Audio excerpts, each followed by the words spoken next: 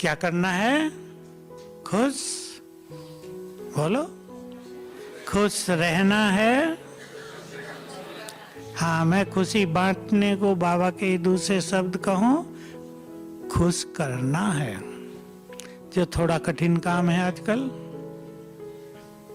क्योंकि ये बांटने की चीज ऐसी तो नहीं ना कि अनाज है और बांट दो। पहले तो खुशी के भंडारे स्वयं के भरपूर रहें। कैसे मिलती है खुशी? अब सूक्ष्म और स्थूल दोनों तरीकों को देखो। कैसे मिलती है खुशी? मैं आपको हाँ विचार मंथन करने से। कैसे मिलती है खुशी? मनसा सेवा से, दान देने से, यज्ञ सेवा से। बहुत माताएं यज्ञ सेवा वाली बैठी है ना, यज्ञ सेवा से बहुत खुशी मिलती है। भले ही काम आपको झाड़ू लगाने का मिल जाए, लेकिन जब झाड़ू लगा के पूरा करेंगे बड़ा मजा होगा, चेहरा अलग होगा। होता है नहीं? हमें भी याद है, हम सेंटर में थे छोटे तो सफाई करते थे ना, वाह कूदते हुए बाहर आते थे। बहुत खुशी देने से, यज्ञ सेवा करने से, और भी बहुत चीजें हैं। दूसरों को हमने सहयोग दिया, किसी प्यासे को हमने पानी पिला दिया, किसी जरूरतमंद की हमने मदद कर दी, बहुत खुशी होती है। सूक्ष्म खुशी है। और हमारी जो सूक्ष्म खुशी है वो हमारी शक्ति में बदल जाती है। ये ध्यान रखेंगे आप। मैं ये बात तब सिखाया करता था जब अव्यक्त बाबा आते थे, तो हम देखते थे कि बहुत आनंद का माहौल रहा, कभी बहुत गहरी शांति का माहौल रहा। तो लोग जब बाहर निकलते थे, वाह वाह वाह मजा आ गया, ये हो गया वो हो गया, खाने पे वही चर्चा, और सब बहुत ज्यादा चर्चा, और सवेरे उठे सो के तो फिर वैसे ही जैसे थे। चलो भाई अब घूमने चलना है, अब घर वापस जाना है, रिजर्वेशन हुई या नहीं हुई उसमें चालू हो गया। खुशी, मिलन का आनंद, आपकी भट्टी का बहुत सुख आपको मिलेगा यहाँ।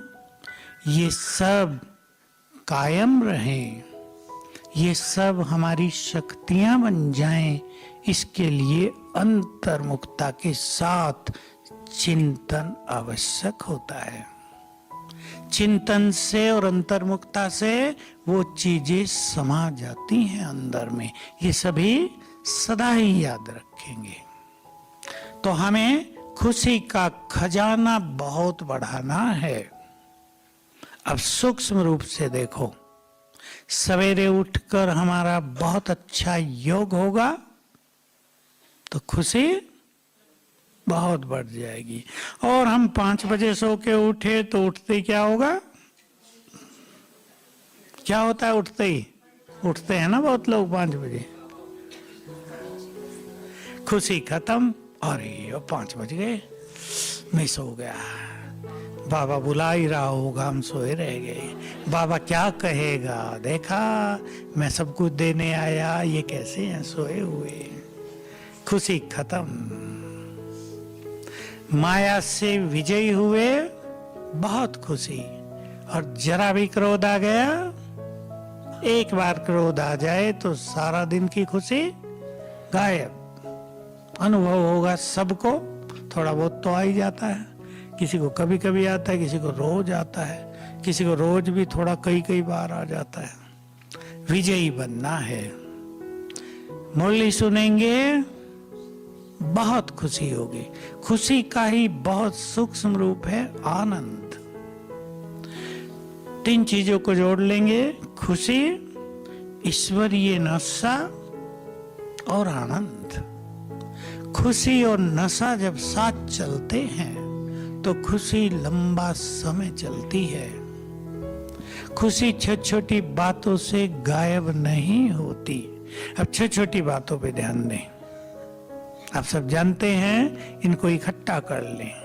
कोई हमारी महिमा करे तो हम बहुत खुश, और थोड़ी निंदा कर दे तो सारा दिन खुशी चली गई।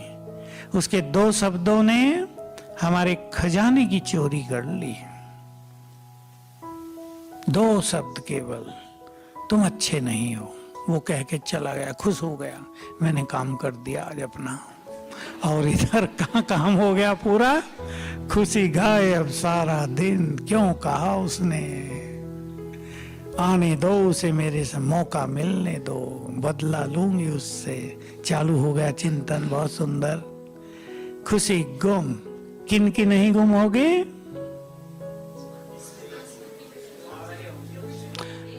जो स्वान में बहुत रहेंगे और संकल्प कर लिया हो मुझे मान अपमान में समान रहना है।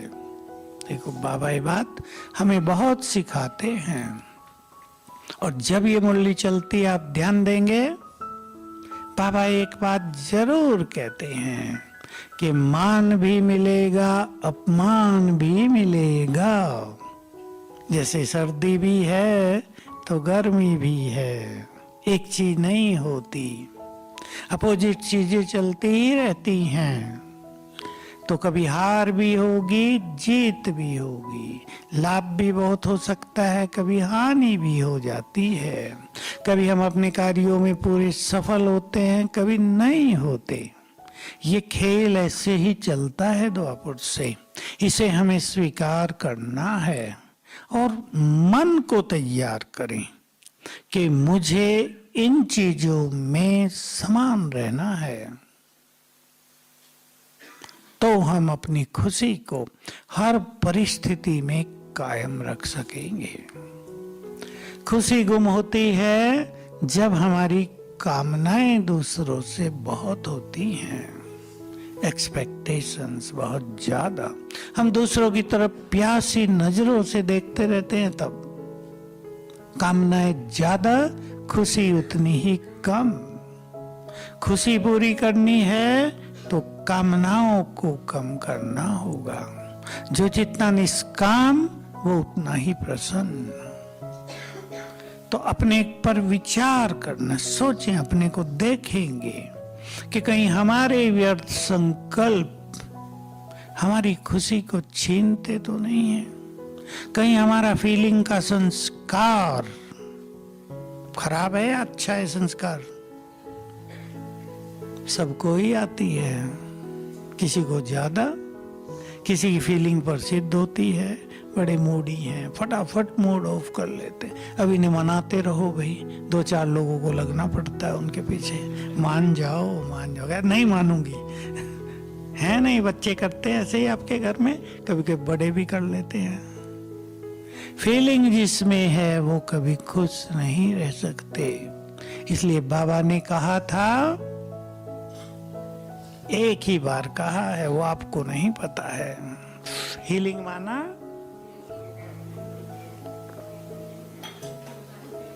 नहीं पता आपको, मैंने कह दिया ना। फीलिंग, हाँ वो जानते हैं, उन्होंने सुना है। फीलिंग माना आधी मृत्यु। कैसा होता है फीलिंग वाला मनुष्य? मरा हुआ, न खाने की इच्छा, न किसी प्यार, सबको कंप्लेंट की नजर से देखेंगे। ये सब ऐसे हैं, मुझे तंग करते हैं, मुझे खुश नहीं देखना चाहते। हम न देखना चाहो पर तुम खुश रहो तो कोई क्या करेगा? कई बहुत खुश रहने वाले, तुम गाली देते रहो, हम तो डांस करेंगे। भगवान मिल गए, अब तुम्हारी गाली हमारे अंदर नहीं जा सकती। अपने मन को, अपने नेचर को थोड़ा ऐसा ओपन करना है, खोल दो कि छोटी कामनाएं न हो जीवन में। भोजन यही मिले तो हम बहुत प्रसन्न रहें, ऐसा वैसा मिल गया तो हमें खुशी नहीं, खाने में मजा नहीं। हमें ये अनुभव बहुत रहते हैं ना, बाहर जाते हैं, कहीं कहीं का भोजन तो खाया ही नहीं जाता, फिर भी सेवा वहाँ करनी होती है तो करनी ही होती है ना। हम सोचते हैं हम भोजन खाने थोड़ा ही आए, यहाँ 2 दिन आए हैं, कुछ करने आए हैं। तो एक संकल्प से ही मन शांत रहता है। अपने पास ऐसे सुंदर संकल्प सभी रखेंगे